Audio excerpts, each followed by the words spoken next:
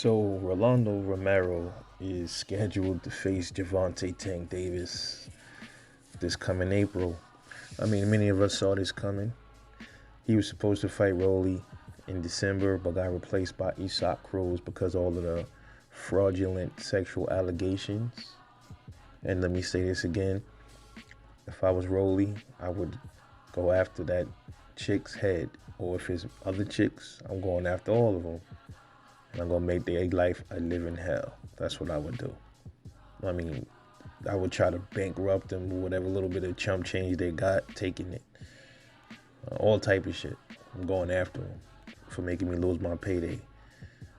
Do I agree with this fight? Well, I mean, Tank, I guess he has to heal his hand. I wanted to see the Rolly fight. I really wanted to see that fight. It should have been interesting just to watch an awkward fighter like Rolando Romero against Tank, to see if Tank can handle the awkwardness. You know, a lot of people predicted a knockout by Tank. I think that for some reason, I just think Rolly would have hurt Tank in their fight, and I think that still might be a possibility. You can't count this kid out. I know he's a, very strange fighter, and he doesn't have the fundamentals down packed like a boxer should, but you can't count him out, man. Can't count him out. He can definitely hurt Tank. Tank can definitely hurt him. To be honest, they can knock each other out. They can definitely knock each other out.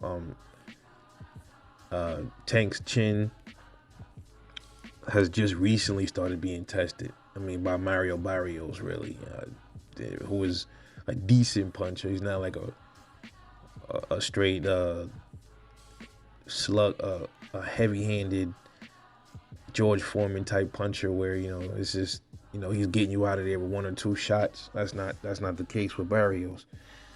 I think Rolly has more power than Barrios, but we will have to see what happens. Tank did good against Isak Cruz. Isak Cruz he has some good power, and never really seen Tank hurt in there besides his hand. But we'll see. But a lot don't agree with this fight right now. No, I say let's get it out the way. You know why? Because let this happen. Because in all honesty, man, Rolly deserved that fight. He was the one that was supposed to fight. I want to see the kid shine. I want to see him get his money. Watching him talk about he had to, he's ready to buy his mom's house, and now he could do that, man. I like to see when people prosper and can take care of their own. So he deserved his shot just like anybody else would have, man. If it was the reverse and Tank was pulled from a fight, I was like, okay, Tank deserved the fight. Same shit. But after this gives people like put it like this. This fight has to happen because after this fight, everybody should keep a close eye on PBC, keep a close eye on Floyd Mayweather, and just look at him like, okay, what's next? What is next, Tank? Floyd, what are you doing with Tank now? After this Rolly fight, which Rolly was supposed to be his mandatory anyway, but after this Rolly fight, Tank Davis should be his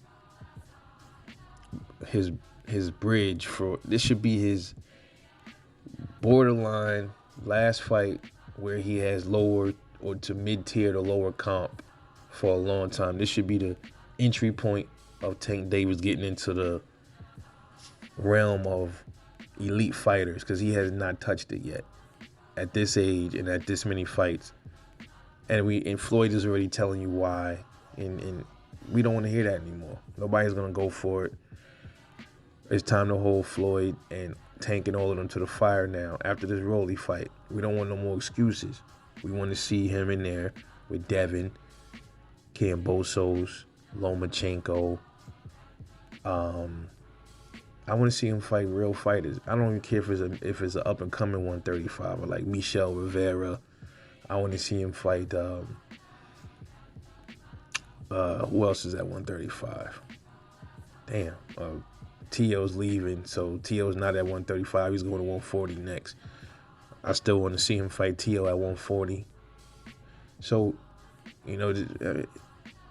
there's nobody else at 135 for him to really fight. It's like 3 or 4 people. Ryan Garcia, we want to see that fight. So it's really pretty much Ryan Garcia,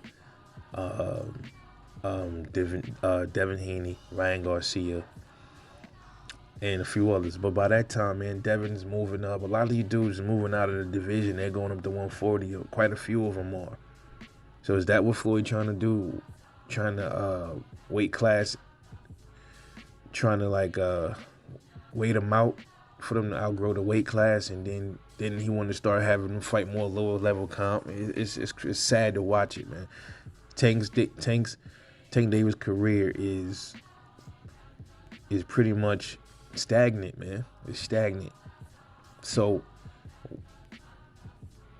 what is the next move after this fight? This is why, I will give this one to him because this was supposed to happen, on the strength of Rolly, man. I want to see the kid get his bag.